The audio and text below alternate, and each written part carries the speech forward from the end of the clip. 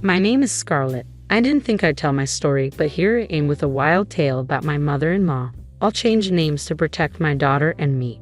My story doesn't start with a crazy mother-in-law. I married my high school sweetheart, Daniel, when we were young. Daniel worked at his dad's company, so we were settled early.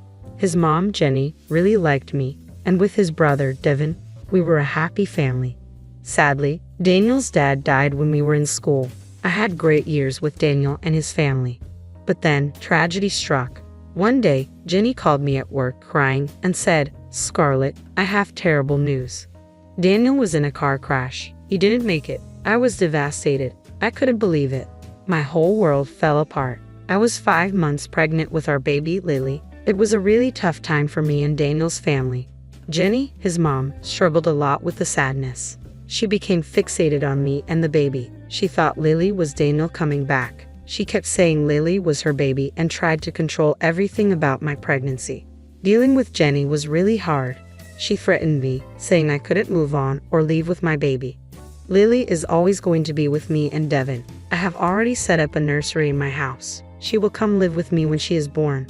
Devin will be your dad. He is Daniel's brother, after all. Jenny, I know you're having a hard time dealing with Daniel's death. Trust me, I'm just as bad, but you can't control me like this. This is my child and not yours. How dare you say this to me? Lily is my child. I will do everything in my power to keep her with me. Don't you dare think you can take her away. As the days passed, Jenny became extremely unhinged.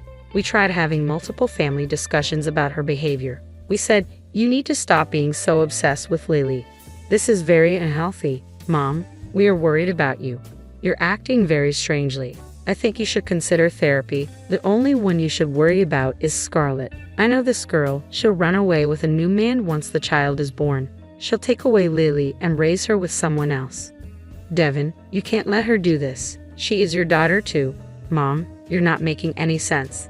Daniel is the father of Lily. A new man will not replace him. I'm her uncle, and that's it. I will be there for her, and so will you. But ultimately, she is Scarlett's daughter." Jenny never listened to us. From hosting a baby shower for herself to demanding presents in the delivery room, Jenny did a lot of things. Just thinking about everything makes me have a panic attack. Devin did his best to control his mother. However, she never improved. The first serious trouble she made was just after I gave birth. She came to my room and asked to hold the baby. When I handed her my daughter, she ran for the door. Luckily, Devin was outside and stopped her with some nurses. From that moment, I knew Jenny couldn't be around my daughter, so I filed the case against her and let the cops deal with her. I was at first hesitant to get a restraining order.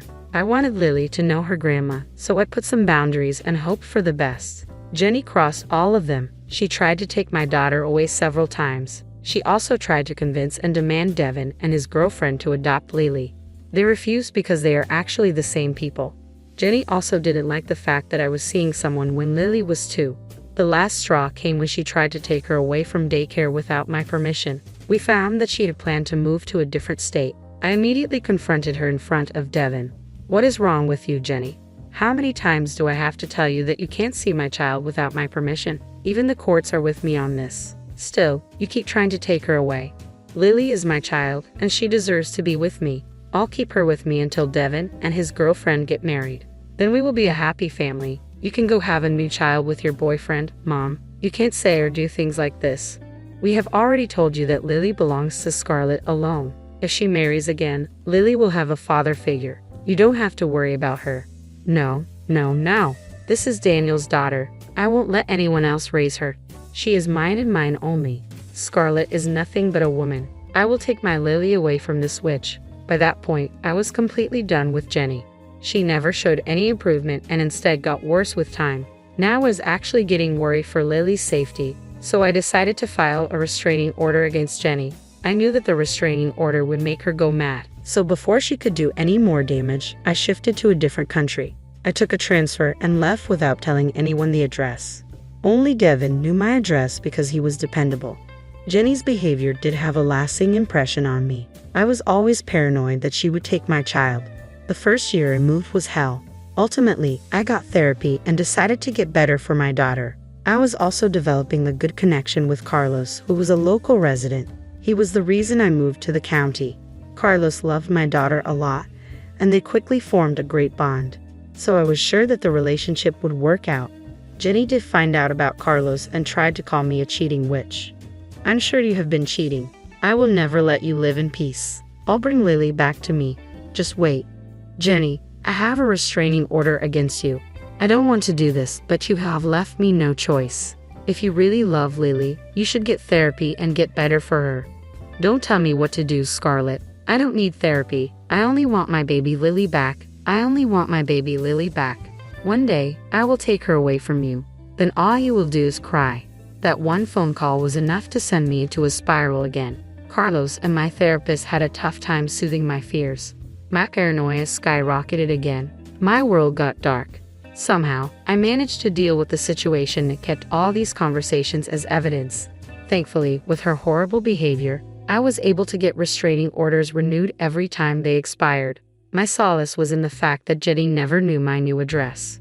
For the next few years, things went pretty well for me. I was slowly starting to cope with my mental health problems and tackled Jenny at the same time. I can't begin to tell you just how many phone numbers I had changed. When Lily was 6, I married Carlos and began my life with him. Devin and his girlfriend turned fiancé were invited, but Jenny was strictly not allowed. When Devin went home from my wedding, he did call me about Jenny. Scarlett, Mom found out about your wedding. I think one of your friends posted a picture. She saw it. She's not happy about this. What do I do? Devin, I'm tired of running away from Jenny. Even after years of filing a restraining order, she keeps harassing me. I'm exhausted. Stay strong, Scarlett. I'm doing my best to handle her. I think your marriage and my engagement have given her fresh ideas. I'm afraid she will do something stupid. Don't worry, Devin. I'll be on the watch out. I'm not that naive girl anymore. Jenny can plan as much as she wants. I won't let her take Lily, and I was adamant to protect my child. I quickly ordered high-security cameras and installed them all around the house. I also briefed Lily's school and babysitter about Jenny so that she can't cook up weird stories. Carlos was with me through it all. Years of therapy helped me deal with the situation better. While the old me would panic and become paranoid, the new me stayed calm and made plans. I was seriously praying to God that Jenny doesn't pull any stunts this time. I won't let her get away with her antics. Jenny's last crazy episode happened very soon. That morning, I was at my office pulling an overtime shift. Suddenly, I was surprised by a call from Devin. To be honest, I had no idea why he would call me at work. For some reason, my stomach was in knots as I picked up the phone. Devin sounded panicked and said, Scarlett, you have to listen to me. This is serious. Mom just left me a message that she's bringing back Lily. I know you will never allow that. I'm afraid she will do something stupid. What the hell, Devin? I never gave her permission to take Lily. Hell, we have a restraining order against her. I think Mom is planning to kidnap Lily and bring her to my house. I've tried to change her mind, but I'm afraid she will run away with her if I push her too much. You need to stop her before she takes Lily. Thank you for telling me, Devin. I have no idea why Jenny still hasn't got the hint. Her behavior keeps escalating. She is adamant that Lily should stay with me.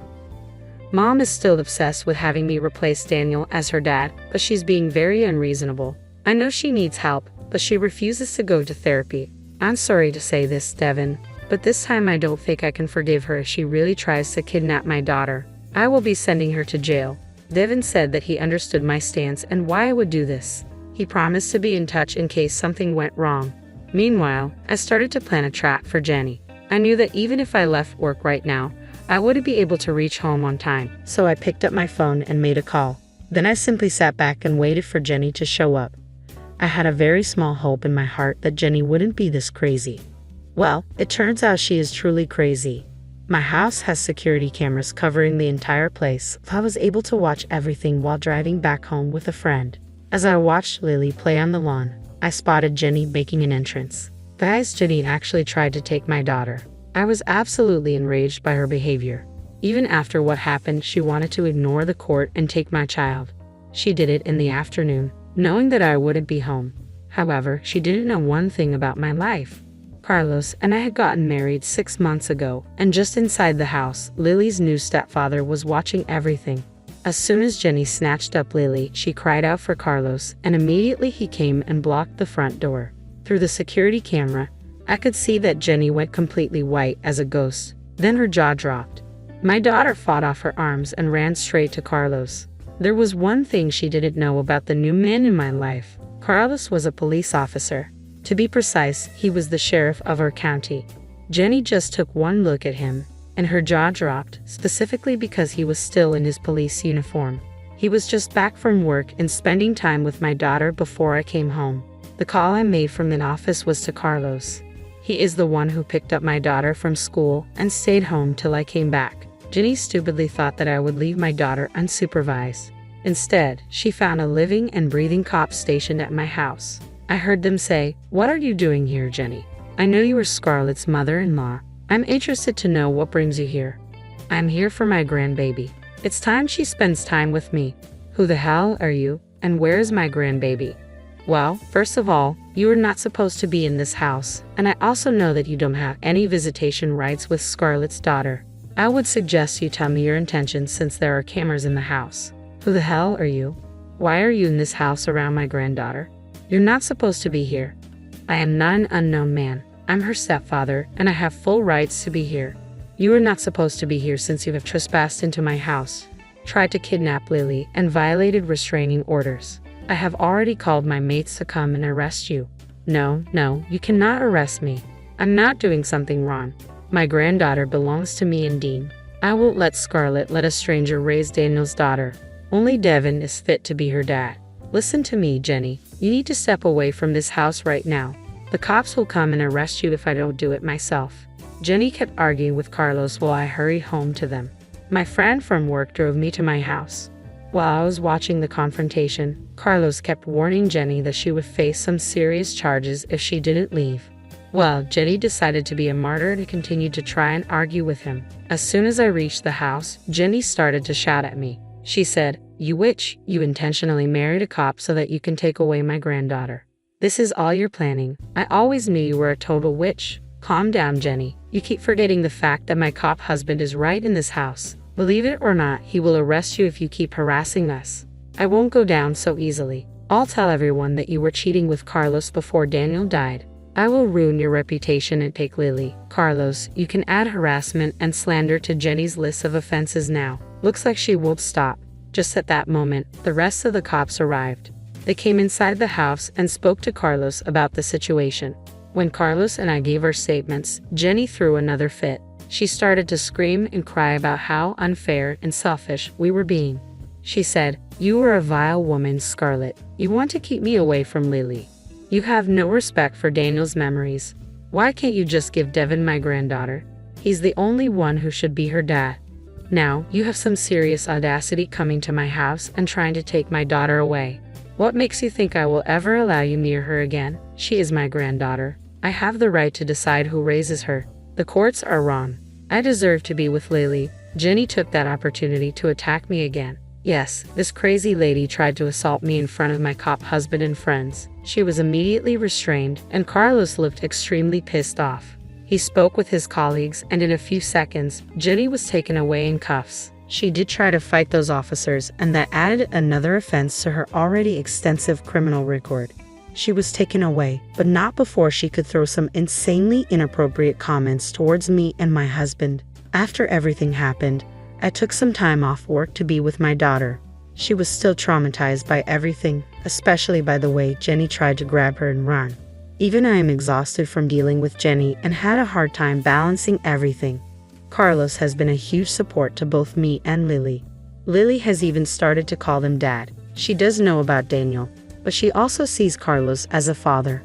I'm so happy that my little girl is finally starting to have a normal life. Devin and I talked in detail about what went down. He did apologize for his mother's behavior multiple times. I assured him that none of this is his fault and he shouldn't take Jenny's blame. He was a great uncle to Lily and tried to replace Daniel. Devin continues to visit us every week to spend time with Lily and my family. He has since uninvited Jenny from his wedding and is planning to go no contact with her. Speaking of Jenny, she will be spending time in jail by now. She has managed to work towards an impressive list of charges that keeps getting worse. From what Carlos has told me, she will likely face fines along with a short prison sentence. She's tried her best to turn the judge against us, but even the lawyer knows she's a lost cause. We're still waiting for the final hearing, so I can't share all the details of the court proceedings. However, it looks like me, Carlos, and Lily will finally have some peace away from my crazy ex-mother-in-law.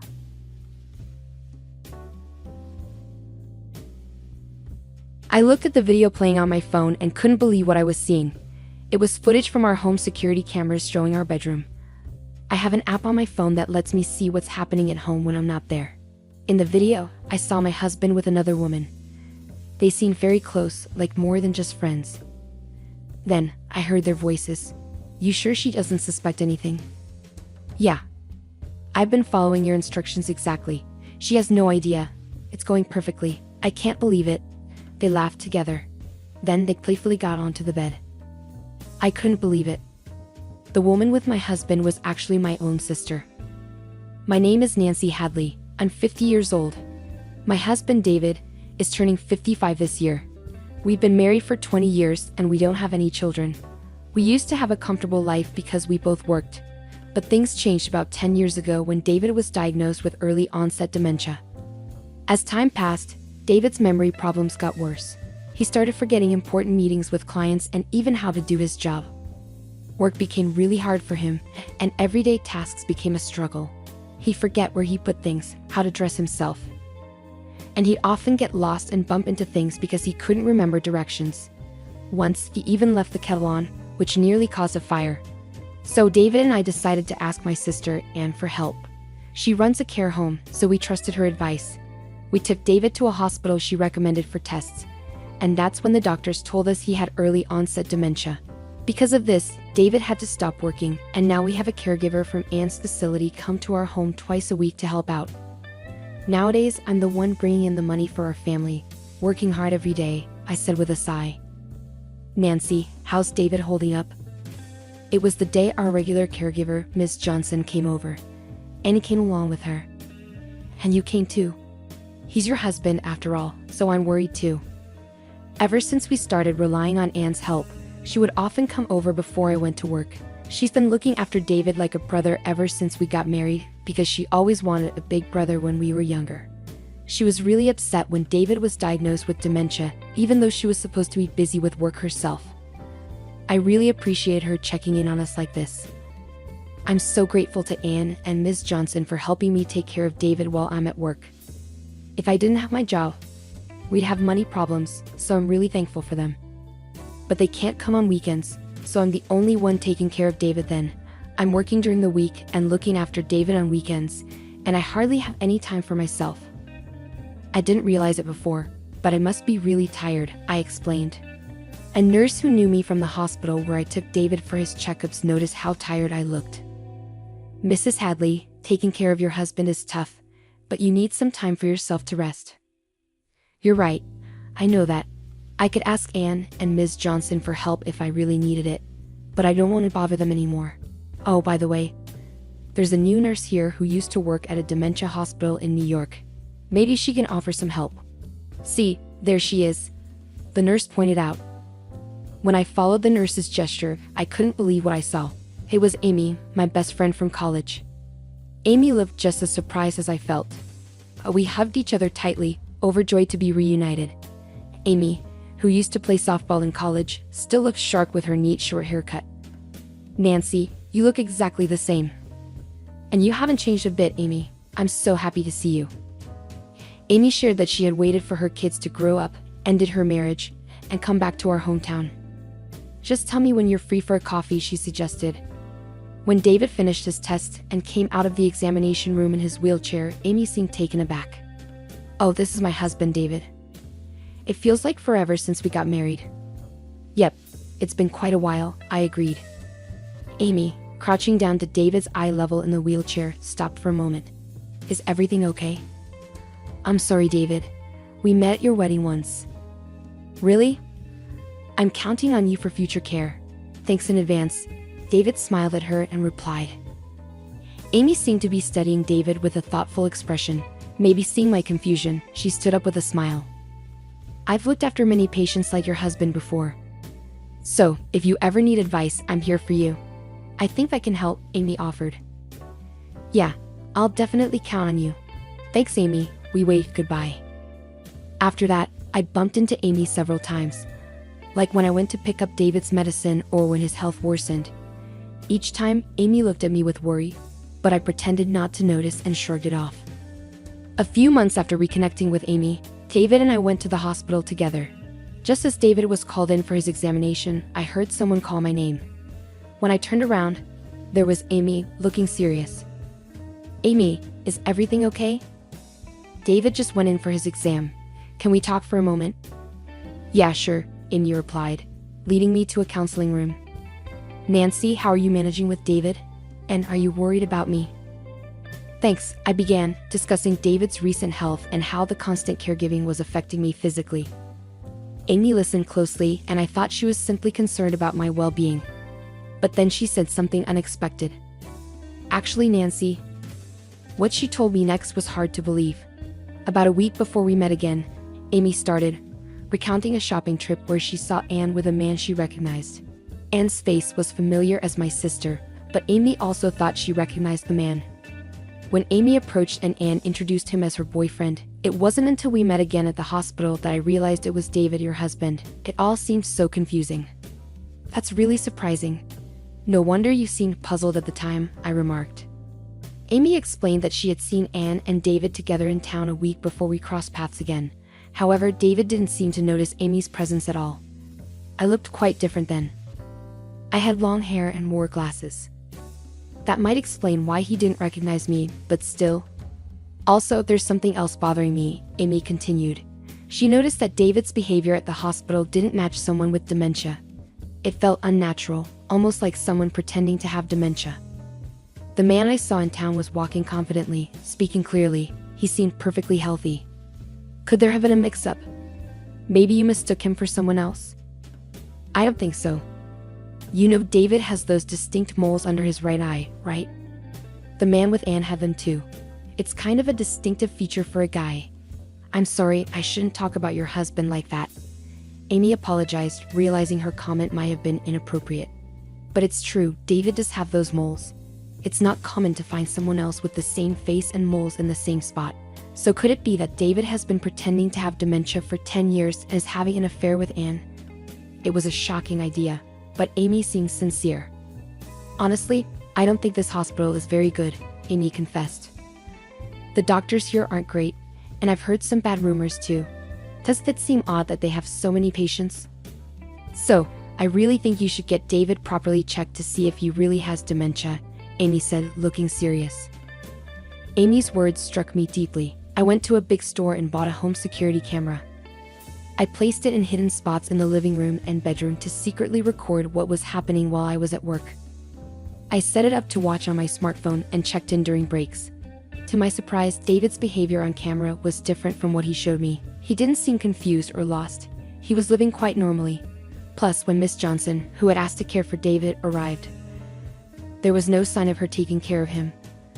I also discovered that Anne had been visiting my house frequently while I was away. Their conversations were clearly recorded on the footage. "You're not getting caught pretending to have dementia, right, David?" Anne asked. "Yeah, pretending not to know the date or where things are is working perfectly, just like Anne suggested. Acting like I can't write or go outside, and mixing up day and night, seems to be fooling Nancy. She's trusting, so she won't suspect a thing. And as for Miss Johnson, she's fine. She's a single mom and needs the money. I've been paying her more, and she's staying quiet," David explained. They laughed together, flirted, and then went to the bedroom. I was stunned when I saw the footage. I couldn't believe my own sister and husband were scheming behind my back. But the proof was right there on the camera. I felt lost, confronted with the undeniable truth. A few days later, I felt the need to speak with Miss Johnson, who had been looking after David. When I reached out to her, she said she could meet the following Saturday. I went to her apartment and showed her the footage. She looked defeated and apologized tearfully, admitting, "What you see in this footage is the truth. I've been lying to you all this time, and I'm truly sorry. I don't have a license, and I was struggling to find another job. Anne offered me a job with good pay, so I went along with her plan." Despite her need for money, Miss Johnson felt guilty for assisting Anne in deceiving someone. Because of her guilt, I was able to obtain her testimony. She also gave me copies of receipts, daily reports, and her diary from that time. No matter how desperate I was for money, what I did was wrong as a human being. I'm deeply sorry, she repeated her apologies. With Miss Johnson's evidence and testimony, I decided to gather more proof. After speaking with a few other involved parties and hearing their accounts, I consulted my lawyer and chose to confront David and Anne at the place where they were having their affair. On a typical weekday, I pretended to leave for work as usual and waited near my house. When Anne arrived, and it seemed like the right moment, likely when they were occupied with each other, I returned home and caught them in the act. They panicked, unable to escape, and I spoke coldly. I know everything now, David. David's expression shifted from surprise to guilt as he looked at me. I heard you lost interest in your job, Cap pushed aside, and began to dislike your work. A colleague told me.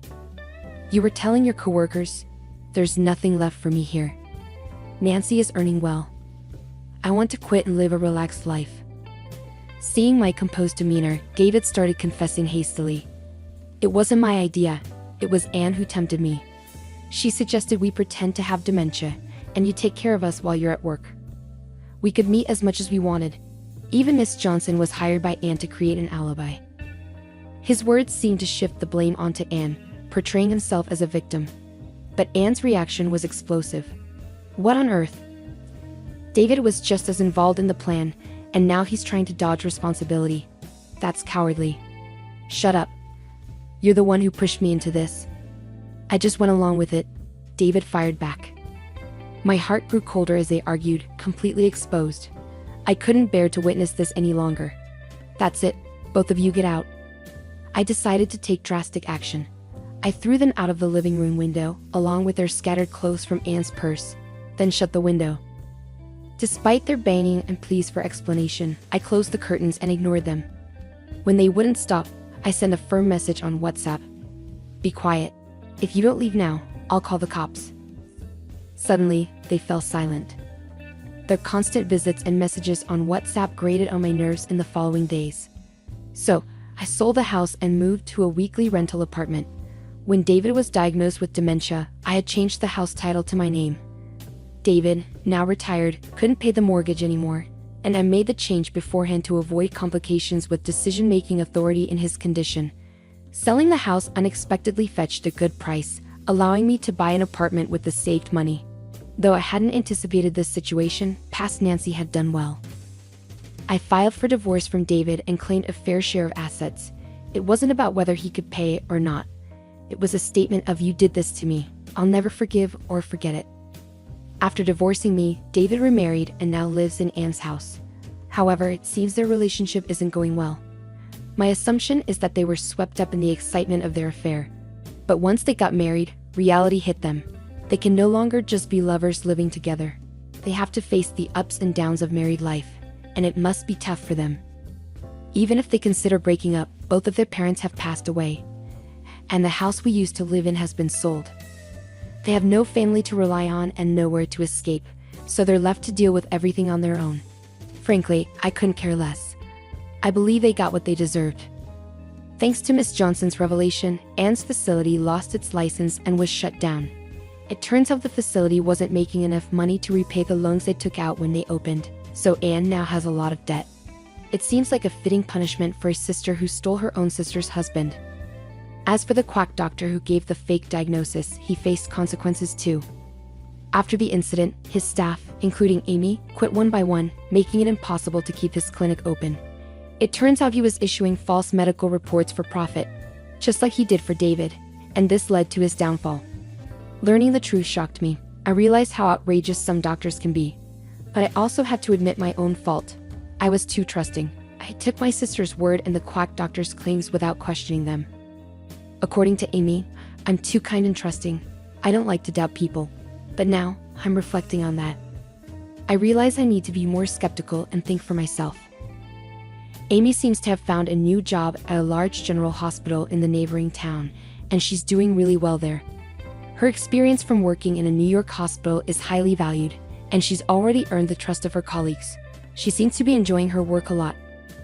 On Amy's recommendation, Miss Johnson also started working at the hospital cafeteria, which is great news. Amy's eyes light up whenever she sees my puppy playing with a ball. I brought him home about a month ago, and he's become my precious companion, comforting me after long days at work. Since I got him, Amy has been visiting my apartment more often. She claims it's because he's so cute. But I know she's also worried about me, even if she won't admit it. Even though I've lost my husband, I'm grateful to spend this wonderful time with my best friend. Being single and enjoying the company of another woman doesn't sound so bad after all.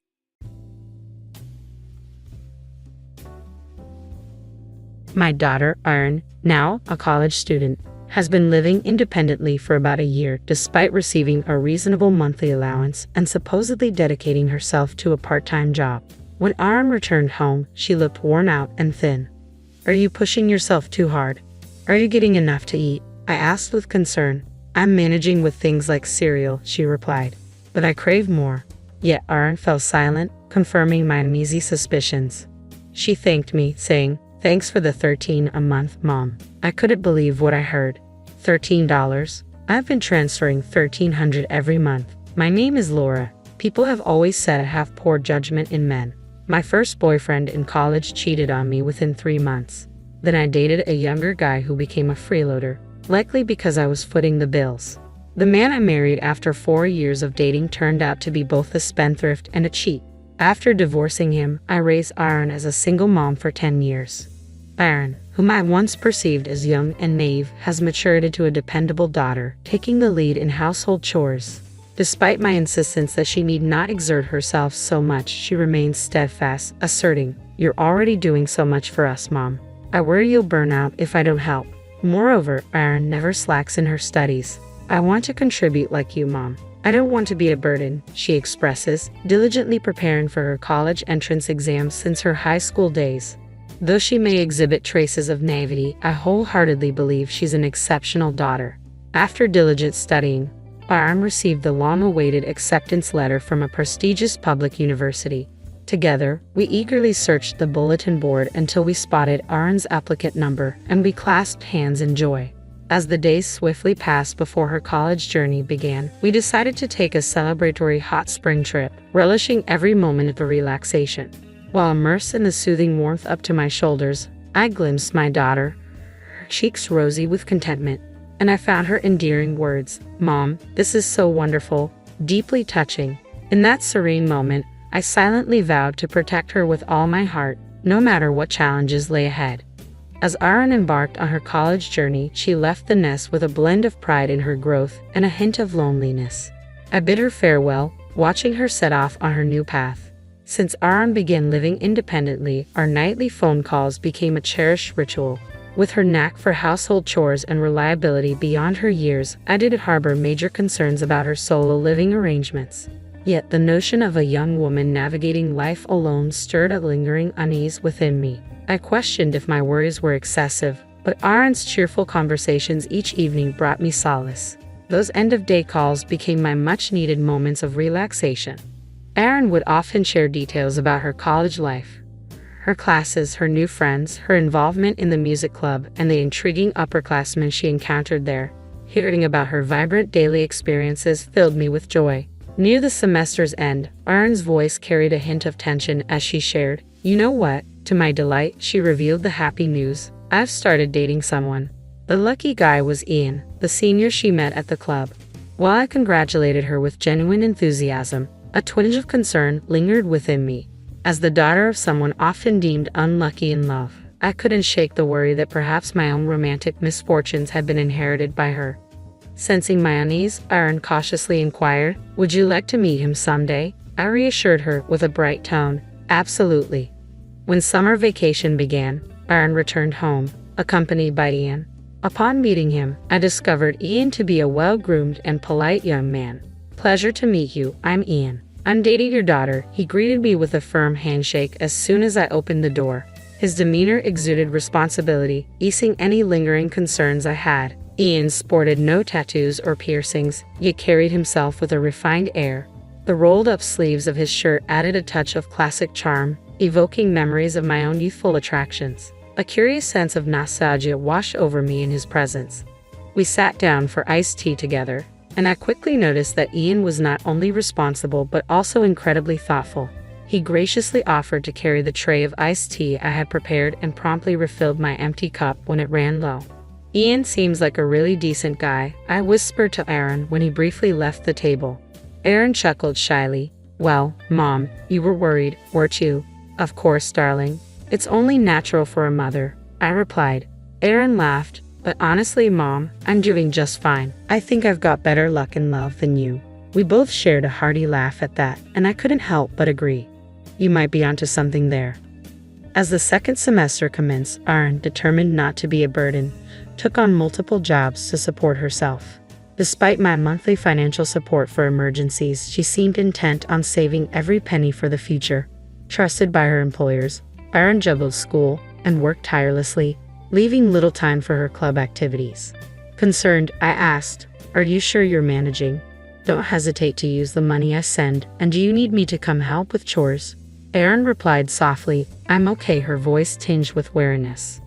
Since Aaron couldn't attend the club anymore, Ian began frequenting our home out of concern. "You have your own worries, don't you? I can handle things myself, really. I'm fine," Aaron reassured him. "If you say so," Ian replied, though his worry lingered. One evening, returning from work, I was greeted by the aroma of a surprise hamburger Ian had prepared. It was delicious. Having Ian around makes things easier. Aaron's cheerful tone betrayed her fondness for him. As time passed, Aaron's calls grew less frequent due to her busy schedule. She'd update me sporadically, but it was evident she was juggling a lot. Despite my reassurances, I couldn't shake the worry. Ian made sure she ate well on his visits, but on other days, Aaron resorted to cereal for sustenance. Despite my financial support, it seemed she was struggling. Aaron wasn't one to squander money, so the situation puzzled me deeply. When I confided in my mother, she brushed off my concerns, remarking, "You're worrying excessively about your adult daughter. It's hard to let go." Perhaps she was right.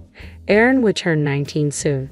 Though she still seemed like a child to me, the world saw her as an adult, especially with Ian by her side.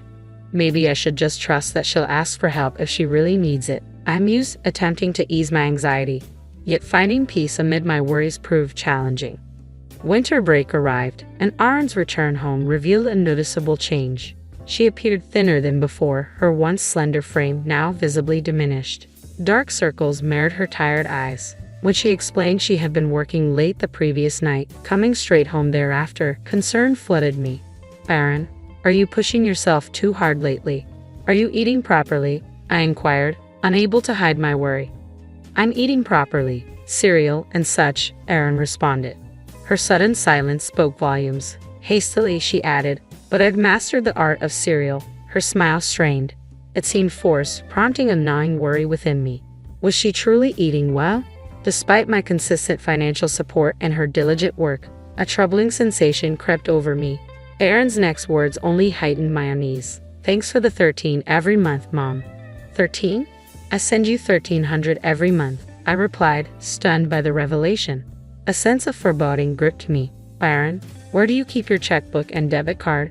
"It's in my desk drawer at home," Aaron replied. "I'm heading to your place now, Aaron. There's something I need to check," I announced suddenly. Aaron looked surprised by my abrupt declaration but nodded in agreement. As we rode the train to her apartment, conversation flowed between us. The first topic broached was the matter of her mistaken allowance. Aaron explained that she maintained a living expenses account for her part-time earnings and a savings account where I deposited her allowance. She had recently depleted her savings purchasing textbooks and other necessities for the new semester. When she checked her account balance, it was a mere $78. Despite my consistent financial support, she had never inquired about the exact amount. Assuming the $78 was the sum total of my contributions over 6 months, she calculated it to approximately $13 per month. "Is that about right?" I asked. "I thought so, but I thought you might be struggling too, Mom. Honestly, you're such a silly girl. How much do you think I earned?" "Don't underestimate me," Aaron retorted to my semi-joking remark. Her words seemed to ease the tension momentarily, but a shadow crossed her face once more. It dawned on me why Aaron hadn't accessed the money I sent. Someone must have gained access to her bank account, and the most suspicious candidate was Ian, who frequented her apartment. Aaron appeared to be in denial, and I found myself reluctant to entertain the idea that her seemingly kind boyfriend would be involved in theft. I nervously watched as the train approached the nearest station. Upon reaching Aaron's home, we hurriedly retrieved her checkbook and made a beeline for the nearest ATM at the bank. With evening drawing near and the clock ticking past late afternoon, Time was of the essence. We inserted the checkbook into the ATM and anxiously awaited the update. The balance displayed on the checkbook left us both speechless. Despite the consistent deposits of $1,300 each month, there were clear signs of frequent withdrawals. Erin's complexion paled as she whispered softly, "Why?" Concerned by her visibly strained state, I escorted Aaron to a nearby coffee shop, where I resolved to delve deeper into the issue at hand. My primary focus was understanding how her checkbook was being managed. Erin disclosed that she stored her checkbook and debit card in a locked drawer within her desk. However, the key to this drawer was stored elsewhere, making it accessible to anyone entering the apartment. The only individual with the potential to access her room in her absence was her boyfriend, Ian, who possessed the spare key. Furthermore, the PIN associated with her debit card was the same as the one she commonly used for her other cards. It became evident that someone had likely observed her during a money withdrawal. I must admit, I was careless when setting up the account. I'm sorry, honey. Mom should have been more careful, I confess. I never anticipated someone else would access the money. It's not your fault, Mom. I should have been more vigilant in managing it. Erin responded. Well, we both share responsibility, I interjected. But the person at fault here is the one who spent money without permission. Yeah, you're right, Erin replied, her tone lacking its usual vigor. Understandably so, she had been betrayed by the person she likely trusted the most. Witnessing my daughter so crestfallen tugged at my heartstrings. I'll handle this, I declared unexpectedly. What? You may want to downplay this, but it's a serious offense. We need to gather evidence and report it to the police. The police? Erin's voice quivered, clearly unsettled. Yes, it's necessary, but don't worry. I'll handle everything. It's all to ensure your peace of mind during college, all right? I reassured her, and Aaron nodded reluctantly. A few days later, I sought the help of a private detective agency, the same one that assisted me when my husband was suspected of infidelity. I need you to investigate my daughter's boyfriend. His name is Ian Mack. He's a sophomore in economics at the same university as my daughter. We suspect he may have been misusing the money I've been sending to her, I explained, displaying a photo of Ian from Erin's messages on my phone. They agreed to take on the case without hesitation, despite their steep fees. It was a necessary expense to resolve this matter for Erin's sake. As we awaited the results of the investigation, Erin chose to commute to college from my house due to her anxiety. The journey took over an hour each way, which proved challenging for Erin, but she found solace in returning home each evening. One night, she prepared granola for dinner. Just like you said, I've become quite the cereal connoisseur, Erin remarked with a confident wink. My heart ached at the realization that she must have been eating this meal almost daily. A month later, the investigation's findings arrived. There was undeniable evidence that Ian had been making unauthorized withdrawals from Erin's account. According to the investigator, shortly after Ian and Aaron began dating, his lifestyle markedly improved, as attested by his friends. What shocked me even more was that Ian's transgressions didn't stop there. It turned out he was involved with several other women. I was handed a collection of photographs. Ian with his arm around different women, happily dining at restaurants, enjoying arcades, and strolling through hotel districts. In each image, a man with a distinctive beauty mark, a teardrop tattoo, was unmistakably Ian. It seems Ian hasn't just been using the money you've been sending your daughter to impress his friends. He's also been using it to maintain relationships with multiple girlfriends, the investigator grimly informed me. Thank you, I replied, bowing my head deeply. It was time to take action. I filed a complaint with the police and sent written explanations of Ian's actions to his parents, his university, and all of his girlfriends. Initially, Ian denied everything, but he eventually confessed when confronted by multiple girlfriends. Naturally, all of the girlfriends, including Aaron, severed ties with him. As a result of the police investigation, Ian was expelled from the university and sent back to his parents' home. Fortunately, his parents were reasonable and came to my house with a humble gift to apologize. For the time being, his parents have agreed to reimburse the stolen money. I'll make our stupid son repay this, even if it kills him, Ian's father vowed, his voice choked with emotion. According to what Aaron heard through the grapevine, Ian is now working multiple jobs to repay his parents. By the time this ordeal settled, spring had arrived. To mark the end of this unfortunate chapter, we decided to celebrate Aaron's spring break with our first trip to a hot spring resort in over a year.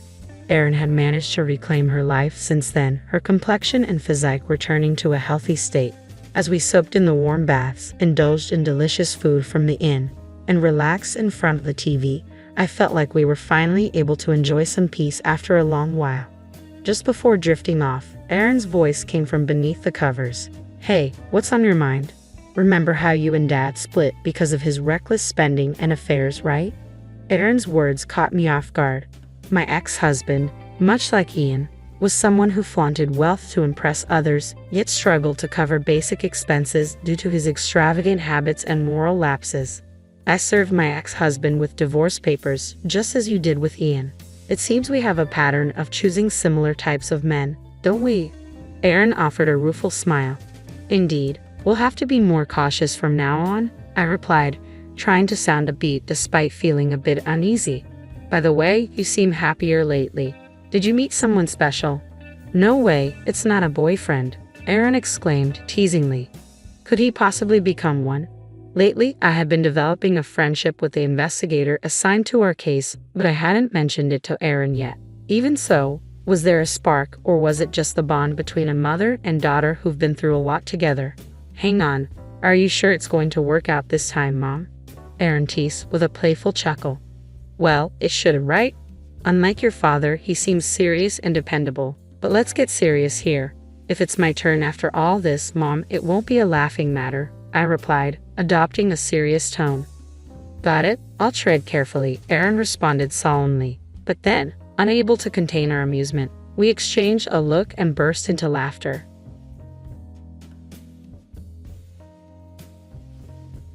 Next week is my son's birthday, and I'd like to order a cake for 20 people, Emily said. Hearing this, I fell silent. 20 servings isn't a typical request, but she must have known I couldn't refuse. Understood, I muttered softly. Emily smirked unpleasantly, but I was determined to have the last laugh. I clenched my fists, resolute not to let her have her way. My name is Rothy. I'm a regular housewife who works part-time at a local supermarket. My only son, Nicholas, graduated from college and found a job at a nearby company. We are a happy family living together harmoniously. However, there's one unpleasant person at my part-time job, Emily. Emily's father, Christopher, is an executive at the supermarket. She transferred here from a different company about 2 years ago. Despite being a full-time employee hired mid-career, us part-timers, including me, have been here longer. From the beginning, Emily has been arrogant, ignoring advice and guidance. Both the staff and part-timers are at their wits' end. About a year ago, a part-timer named Rachel confronted her. Emily, even if your dad's an executive, you're just an employee here. We part-timers are your seniors. You should speak respectfully and listen to our advice. I thought Rachel was amazing for saying what no one else would. However, soon after, Rachel was transferred to a location too far for her to commute, forcing her to resign. Everyone thought it was Emily's doing, but nobody dared to say it out loud. Since then, no one has opposed her. The supermarket where I've worked for a long time is more than just a job. It's a cherished place where I belong. I often hang out with my part-time colleagues, and apart from Emily, we have good relationships. Then one day, as I continued to work, hoping for these happy days to last, something happened. Mom, I'm thinking of getting married, Nicholas announced. My husband Dylan and I were overjoyed. Truth be told, I always wanted a daughter to go shopping with, have tea with, and share a mother-daughter relationship. But after Nicholas, we weren't blessed with more children, so that dream remained unfulfilled. I hoped that by getting along with Nicholas's wife, I could build such a relationship. What's she like? I eagerly asked. Nicholas seemed happy. She's a very kind girl. Her parents seem well established, like she comes from a good family. I'm still a bit worried if I'm good enough for her. That's wonderful. I'm excited to meet her, I replied. Her name is Emily, Nicholas continued. He often talked about her, saying Emily this and Emily that. She apparently attends cooking classes and is good at cooking. She seems to like sweets too. Hearing Nicholas talk about her made me happy. A week after Nicholas's news on the weekend, she was coming over to meet us. She arranged it to match my day off. Not being as skilled in cooking to impress someone who excels at it, I ordered pizza and prepared a cake for that day. Dylan and I waited at home for Nicholas to bring her over. Then the long-awaited doorbell rang. She's here, I announced, feeling a mix of excitement and apprehension. I rushed from the living room to the front door. "We're back. Emily, this is Mom," Nicholas said. As I turned to the woman beside him, I froze in shock. "Nice to meet you, I'm Emily." "Huh, Emily?" Right before me stood Emily, the very source of my troubles at my part-time supermarket job. "You know my mom?" Nicholas asked. I had no idea Nicholas's mom was you. Emily seemed equally surprised. "Come in for now, please," I said, still shaken, inviting them inside. Leaving me at the entrance, Nicholas led Emily to the living room. Hearing them talk with Dylan, I took a deep breath to calm myself. They had met at university. Emily is 2 years older than Nicholas. They were introduced by an acquaintance and reconnected about a year ago, eventually starting to date. "I was surprised to learn your part-time job was at my workplace. You said you were in administration, so I thought you worked at a law office near the supermarket," Nicholas said, laughing nonchalantly, unaware of where his girlfriend worked. Indeed, Emily had graduated from law school and used to work at a law firm. Nicholas must have assumed she continued working at a law office and never asked explicitly. We chatted around the pizza, the conversation mingling with the unexpected reality of our new connection. I could only force a smile, unable to accept the reality and wishing it was just a dream. "I'm truly surprised to think you're Rafi's son. I've been under your mom's care at work," Emily said, feigning innocence as if she treated us part-timers as anything but slaves. "That's not true. I'm sure everyone's grateful for someone like you. Mom always says she enjoys her job and that there are nice people at the supermarket," Nicholas said. "That's nice to hear," I replied, though I never intended to include Emily in that group of good people. Naturally, I couldn't say such a thing, so I stood up. "I'll go prepare the dessert. Emily, would you like coffee or tea?" I wanted to be alone, my heart racing. I needed to calm down quickly. "I'll help, Emily," she said suddenly, standing up, an unusual gesture from her considering our part-time job. "It's okay, you're a guest. Please sit down," I insisted, but Emily walked to the kitchen. Dylan and Nicholas watched with smiles, so I sighed quietly. However, Emily didn't miss a beat. "It's really surprising to think you'll be my mother-in-law." "Yes, that's right. It will be easier to get along. Looking forward to it." What did she mean by that? I had a bad feeling about those words, but I tried to keep her. Her smile was a sneer, always displaying contempt towards me at work. "Just so you know, don't say anything unnecessary to Nicholas." Her words wiped the smile from my face. Emily knew. She knew she was disliked by us part-timers simply because I happened to be Nicholas's mom. She must have been planning to do whatever she wanted, using Christopher and Nicholas as shields. I turned pale, frightened by her, fearing she would destroy our happy days. Emily eventually left the kitchen without helping. That must have been her purpose for coming here. "What about the preparation?" Nicholas's voice interrupted. Emily replied curtly. I returned cheerily, not wanting to be in the way, so I came back. I told Nicholas, "Won't you reconsider the marriage?" But my words would undoubtedly make my son dislike me. "Don't interfere with Nicholas's marriage," even Dylan scolded me. So I just watched the two of them. Still, they seemed to have a good marriage, and Nicholas looked happy. A month after the marriage, I found out Emily was pregnant. Although it was complicated, I was also happy. Nicholas and Emily built a house next to ours, a separate household from Nicholas's. Dylan told me you should be a little more considerate, but knowing Emily's true nature, I wanted to avoid her. Still, I loved my grandson. His name was Ethan, a lively boy I rarely saw, but I looked forward to hearing his healthy cries. However, about 6 months after he was born, there was a day when his crying could be heard all day long. I finally rang the neighbor's doorbell. "What is it?" I said. "Hello." Probably because I was the one who called out, Emily, who seemed to have been asleep, came to the door. Knowing it was me, I was worried because Ethan had been crying non-stop. "Is everything okay?" I simply stated the reason, but Emily looked annoyed. "Are you saying I'm neglecting Ethan?" she retorted sharply. "No, that's not what I'm saying. I was just worried. If you're tired, I can wash him or help in any way," I hastily offered. But Emily didn't seem to hear. "Dealing with modern kids is difficult," she muttered dismissively. In the end, I was turned away, and Ethan kept crying. A few days later, Emily came to our house with Ethan in her arms. "Rafi, could you watch Ethan for a bit?" she asked unexpectedly. Yes, of course, I replied, surprised by the sudden change in attitude. What's this about? I tried to understand the situation, but Emily left Ethan and his things at our house and departed. Oh, Ethan's here, Dylan noticed from the entrance, happily taking Ethan from my hands and heading to the living room. I followed Dylan, carrying Ethan's belongings. Since then, Emily started leaving Ethan with us frequently from morning till night. It was like running a daycare alongside my part-time job. Emily was on parental. I did agree to watch him, but there's a limit. I talked to Dylan and Nicholas about it, but they don't seem to take it seriously. Eventually, I had to take time off work or ask Dylan to watch Ethan briefly so I could rush to and from work. However, interfering too much and upsetting Emily would be troublesome. Despite the difficulty, I enjoy and cherish my time with Ethan. Dylan also looks forward to Ethan's daily visits. Busy but happy, the three of us spent enjoyable times together. Half a year later, Ethan's first birthday was approaching, and I was pondering what to give him as his first present. In the past, birthdays meant inviting relatives for celebrations, but there was no invitation from Nicholas or Emily. They must be planning a modest family celebration. While looking at my phone and thinking this, I received a call. It's Emily. What could it be? I answered the phone suspiciously, as Emily usually didn't contact me.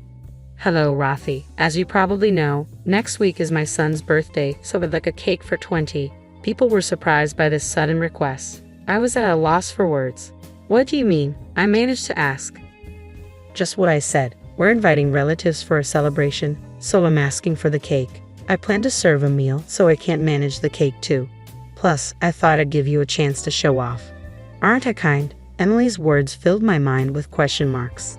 We weren't even invited to the celebration, and a cake for 20 people is not something a regular person would request. Emily's relatives, aunts and uncles will be among the about 20 guests. Surely my employer at the supermarket and Emily's father-in-law, Christopher, will be there too, I thought, trying to make sense of the situation. I already told Dad that you will make the cake. It's a chance to show your good side. Who knows? You might get promoted to a full-time position, Emily said mockingly. I don't aspire to be a full-time employee, I replied quietly.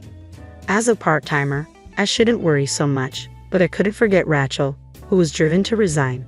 I told myself I must avoid being pushed into quitting. Emily's words are like knowing I couldn't refuse, knowing she was exploiting my weakness.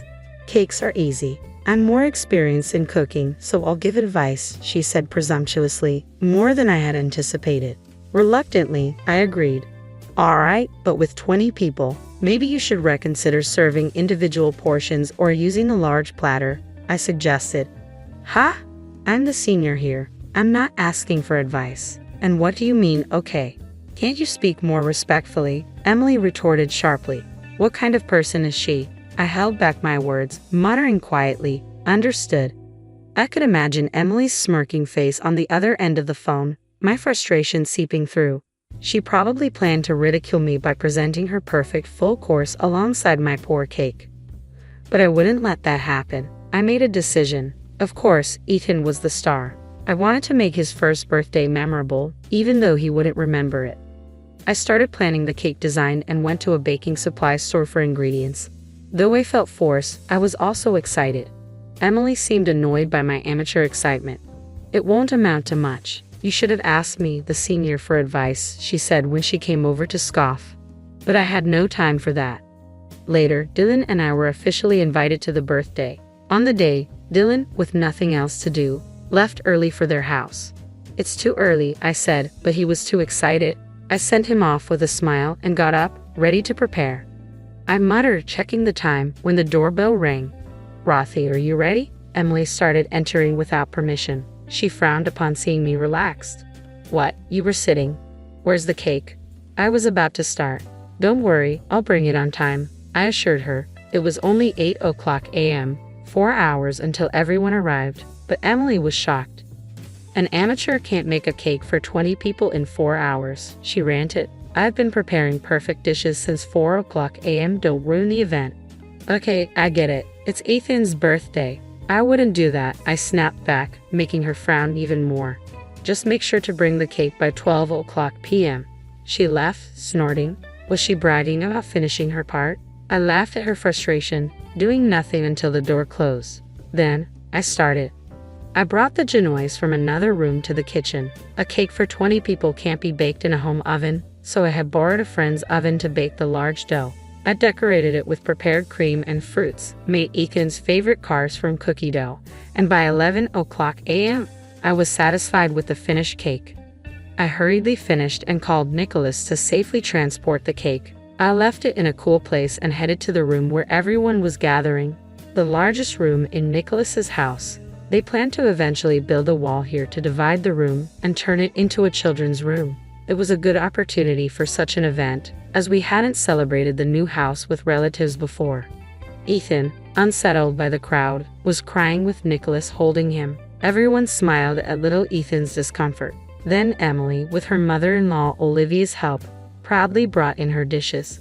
"Here's the appetizer assortment," she announced, placing small plates in front of each guest.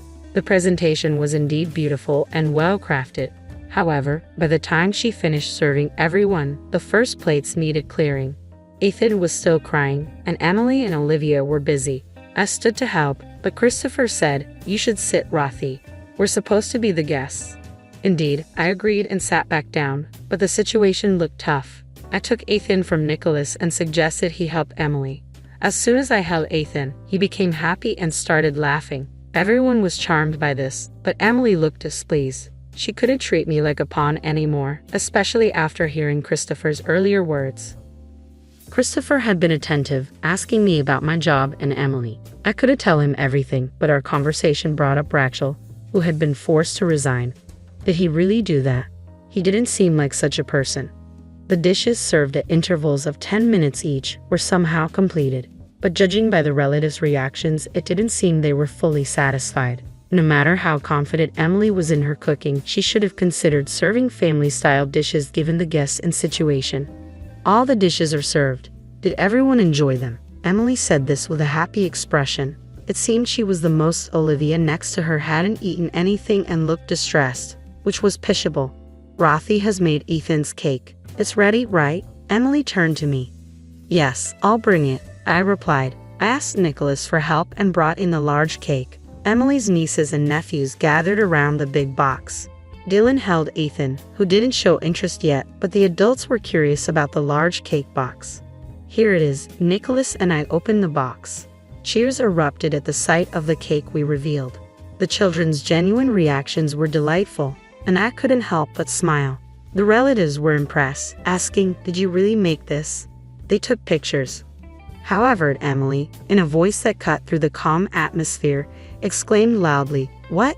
You said you'd make it, not buy it. I wanted a unique cake for Ethan." She must have been tired and hungry. Her anger peaked with everyone's positive response to my cake. "I did make it, Liz. You weren't doing anything this morning. The genoise was already baked, and the decoration was ready," Emily insisted, surprised. "Genoise? It's a type of sponge cake. I've always called it that." I smiled at Emily. "Ha!" Christopher laughed. Then Dylan explained, "Actually, my wife used to be a pastry chef. I couldn't bake a cake for 20 people in our oven, so I asked a friend to borrow theirs and baked it yesterday." When I said that, Emily's face fell. She must have been upset, her plans having gone awry. "It was fun to bake such a large cake after a long time. Thank you for the opportunity, Emily. Now, let's take pictures with Ethan and the cake, and then we can all enjoy it," I suggested. Seeing everyone's the most gratifying part was seeing everyone smile. Ethan, influenced by everyone's joy, smiled too. The group photo captured Emily's stained face amid everyone else beaming, a moment worth cherishing without any malice. While everyone enjoyed the cake, I held Ethan, who happily ate his own cake made of yogurt cream and banana pancakes. After seeing off the relatives and cleaning up with Olivia, I finally had a moment to relax. "Ethan is really attached to you, Rothy," Olivia remarked, watching Ethan in my arms as we all took a coffee break.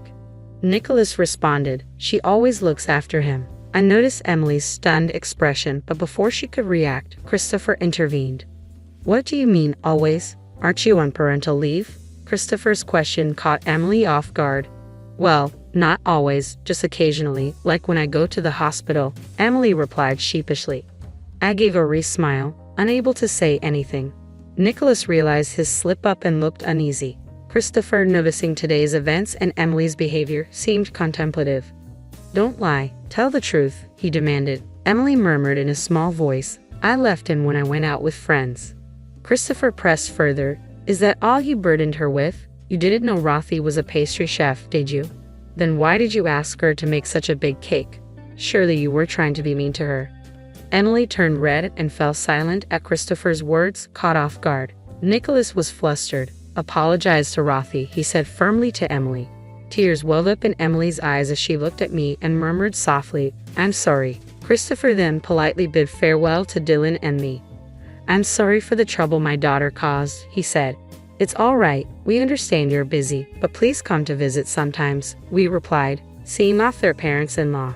Regarding Rachel, it seemed Christopher was not involved. Emily had persuaded the manager to transfer her after I inquired about it. Learning the truth, Christopher disciplined the manager and Emily had to resign at his behest. Christopher, angry at her for disgracing him, later visited the store where I worked to apologize. He indeed seems to be a responsible person. Since then, Emily has been respectful and no longer belittles people. She seems to genuinely care for Ethan. Nicholas, unaware of her previous coldness towards me, was disillusioned after learning everything. It was the first time he scolded Emily. Emily realized her mistakes and became much more subdued, as if she had changed as a person. She probably had been acting as she pleased, misusing Christopher's influence and thinking herself important. Being reprimanded by her father and husband at her age was a humbling experience. While I inwardly chuckled at this, I felt relieved. Looking at the photo from that day, I naturally continued my part-time job. There was no longer the needless burden of unexpectedly taking care of Ethan, so it didn't cause any issues with my shifts.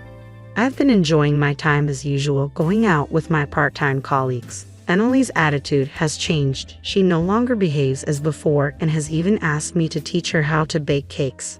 I was genuinely happy about this. While it's not the mother-daughter relationship I had dreamed of, I hope to gradually build a good relationship with my son's wife. I want us to become a family that celebrates and watches over Ethan's growth together.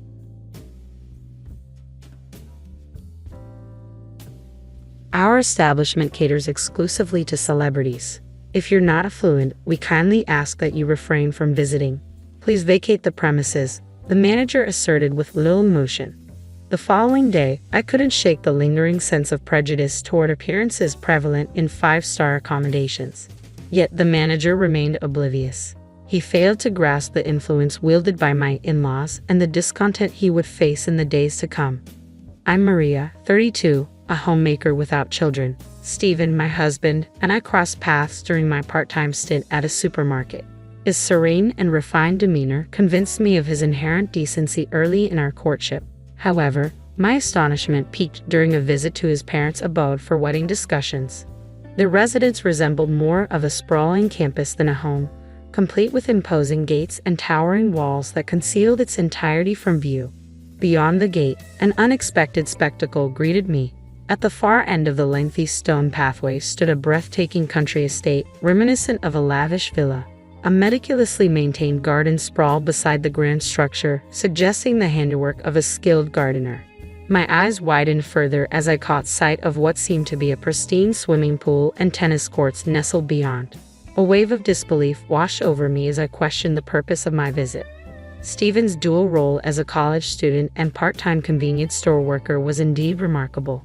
How he managed such a balancing act puzzled me. According to Stephen, his family tree boasted a lineage of corporate titans, his father, mother, sister, and himself all holding esteemed positions as presidents of top companies. Unlike some celebrities who inherit family enterprises, Stephen's family forged their own paths as accomplished entrepreneurs. Following suit, Stephen treated the same path, utilizing his part-time earnings to cover tuition costs and kickstarting his own entrepreneurial venture. It was through this unique circumstance that our paths crossed, and now he tirelessly endeavors to expand his fledgling business. In my family, my father holds a regular job at a company, my mother is a homemaker, and my brother follows suit with his own corporate career. Doubts crept in, making me ponder whether I could truly fit into Stephen's world as his wife. However, Stephen remained unperturbed. What drew me to you was your warmth and joy. You're the one I envisioned sharing my life with. he reassured me. I made the decision to place my trust in Stephen and stand by his side, yet concerns loomed regarding my prospective in-laws. Would they view me, a commoner, as an adequate match for their son? Anxiety gnawed at my heart, fearing I might disappoint them. However, upon meeting Stephen's family, my apprehensions melted away. They embraced me with genuine warmth and hospitality, expressing delight that Stephen had finally brought a woman home. My father-in-law, in particular, seemed to take a liking to me. "Maria, you possess a rare beauty, inside and out. Your upbringing shines through in your demeanor. Stephen's choice is impeccable," my mother-in-law praised. Both my mother-in-law and sister-in-law exuded warmth and kindness, and by the time our visit concluded, we had formed a genuine bond, evolving into good friends. Likewise, my own parents found solace in Stephen's gentle and composed nature, swiftly granting their blessing for our union. With their approval secured, our marriage proceeded seamlessly. As Stephen embarked on his entrepreneurial journey, he expressed his desire for me to leave my job and embrace the role of a full-time homemaker to support him. We settled into an apartment close to my in-laws' residence, relishing the early days of our marriage. Occasionally, we gather for dinner parties and barbecues at my in-laws, who, despite their hectic schedules, embrace Annie, our live-in nanny, as part of the family. Witnessing their genuine kindness left a lasting impression on me, reassuring me that I could be myself without feeling intimidated by their celebrity status. As 3 months elapsed since our nuptials, we decided to host a grand celebration for my father-in-law's 60th birthday. Wanting to reciprocate the care and hospitality shown to us during our wedding, Stephen and I took charge of arranging the festivities. With Stephen preoccupied with work, the responsibility fell on my shoulders, a decision we reached after discussing it together. "Your father adores you, Maria, so you have the freedom to choose. I believe he'll be happy anywhere and with anything," Stephen assured me. Accepting that I had the liberty to make my own decisions proved to be the most challenging aspect.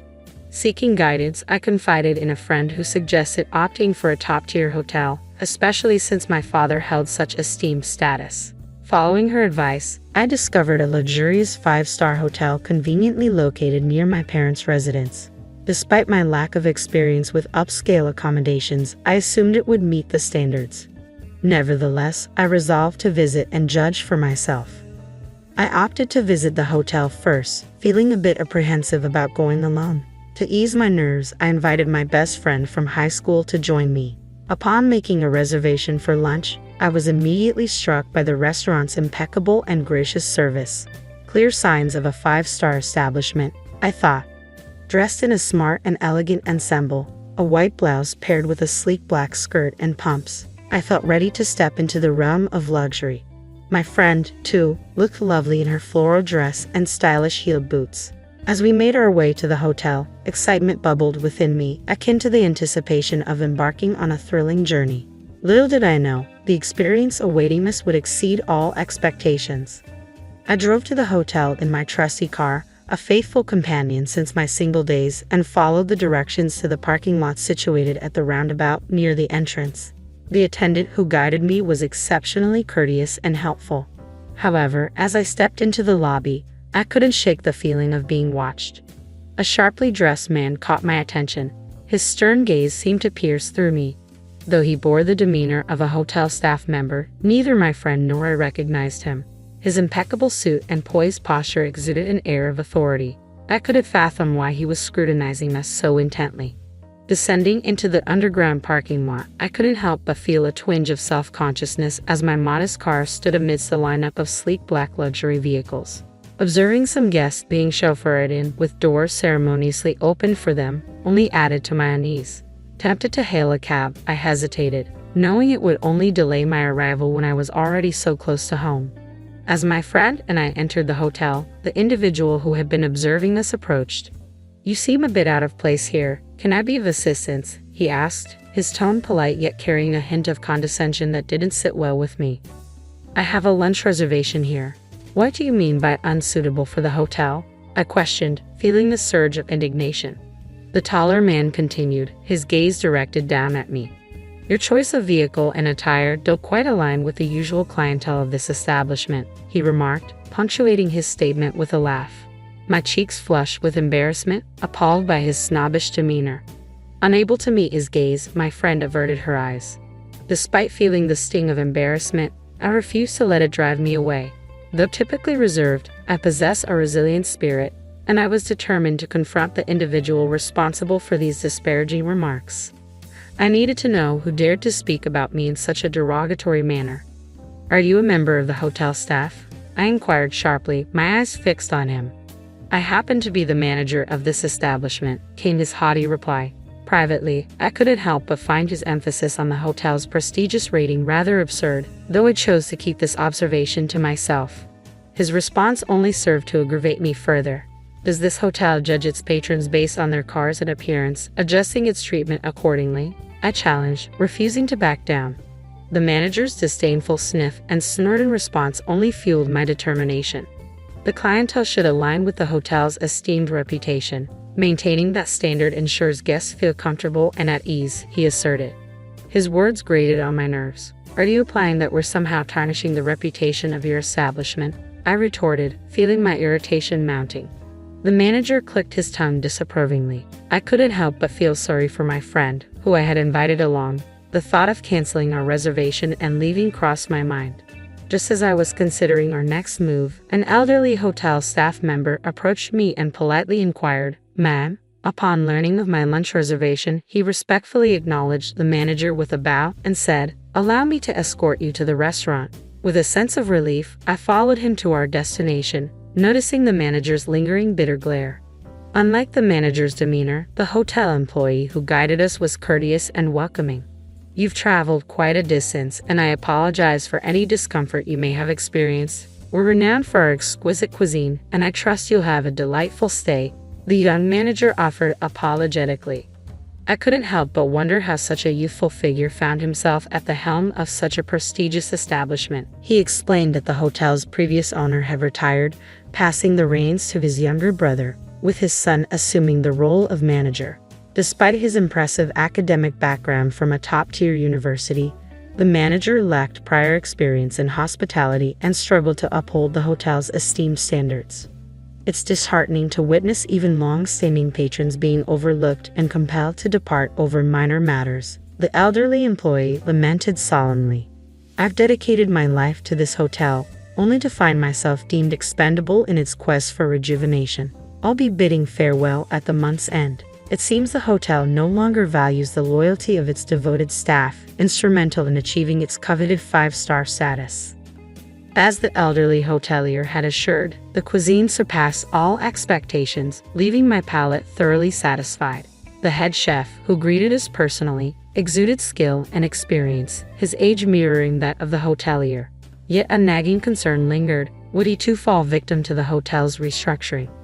"People find joy in satiation," I remarked to my best friend as we exited the restaurant, our faces radiant with contentment.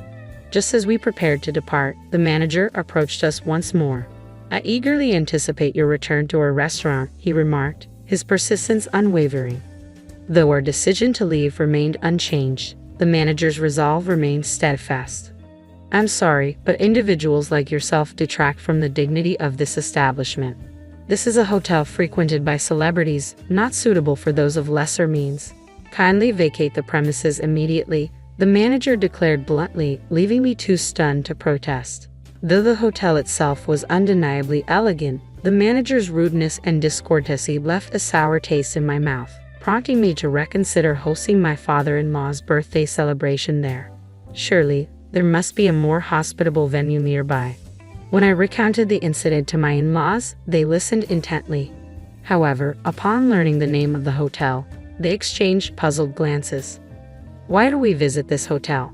I'm curious to experience such a renowned establishment," my father-in-law suggested. Much to my bewilderment, I couldn't comprehend his eagerness to return to a place where I had encountered such disrespect.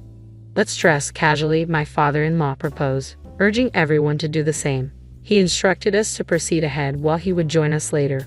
From the moment we stepped into the roundabout, the manager's piercing gaze never wavered. The lobby was bustling with activity. Guests lounged on plush sofas or sipped coffee, creating an atmosphere akin to a bustling event venue. As we settled onto a sofa beneath a grand chandelier, awaiting my father-in-law's arrival, the manager stormed in, his expression thunderous.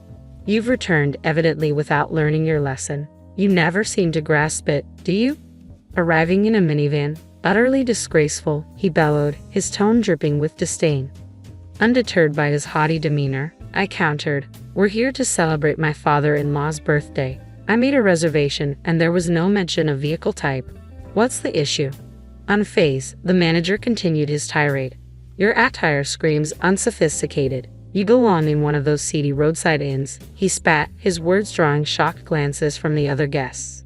"This hotel should be open to everyone, shouldn't it? We're prepared to pay. It's absurd to judge guests based on arbitrary criteria. Treating guests this way is utterly appalling," I declared, garnering nods of agreement from those nearby. "The customer should always come first, shouldn't they? Selecting guests based on appearance is simply unacceptable." The manager, visibly flustered, flushed red and retorted, "We are a luxury establishment. We cater to celebrities. If you're not affluent, kindly depart." "In that case, let's all head home," my father-in-law suggested. His words prompted many in the lobby to rise and depart, murmuring their discontent. "I won't be returning, and I certainly won't recommend this place to anyone," they vowed as they attempted to leave, prompting a heated exchange with the rushing employees. In reality, the individuals in the lobby were all acquaintances of my father-in-law who had gathered at his behest. His slight delay was due to his efforts in rallying them together. My father-in-law had been a familiar face at the hotel since the days of its previous management. In the early years, he often dropped by in his work attire, yet he was captivated by the hotel's consistent dedication to treating every guest with the utmost respect. His company had a tradition of hosting extravagant parties at the venue annually, becoming deeply intertwined with its history.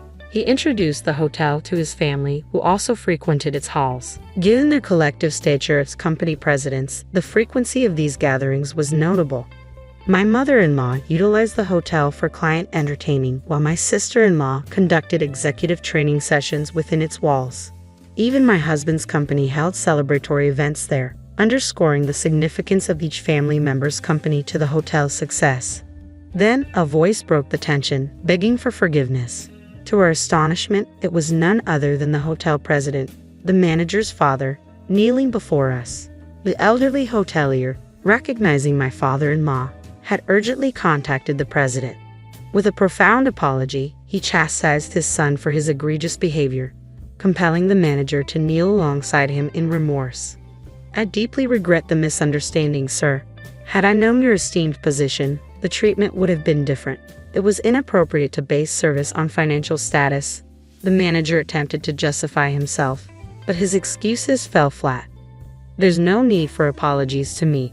It was my daughter-in-law who was mistreated by your manager, a woman as dear to me as my own daughter.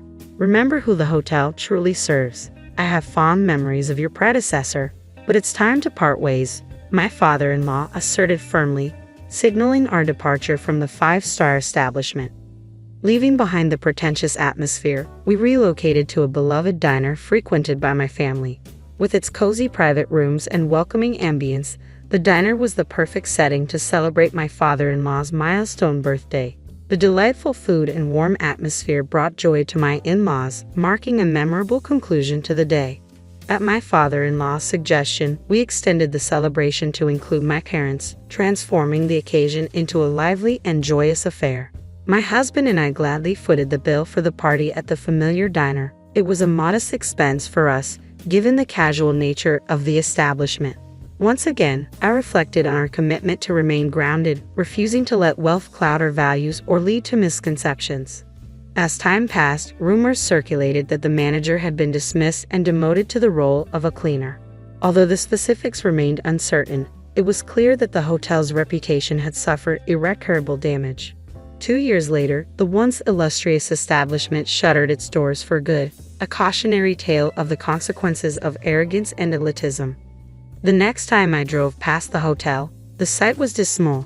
The glass windows shattered, furniture stacked haphazardly in front of the entrance, turning it into a desolate wasteland. The legacy of the hotel, once steeped in tradition, lay in ruins, all due to the actions of one misguided individual. Despite my father-in-law's humble upbringing, we share a strong bond, and I cherish the time spent with him, my husband, and the rest of my in-laws. As news of my pregnancy spreads, anticipation fills the air, with everyone eagerly awaiting the arrival of the newest addition to the family.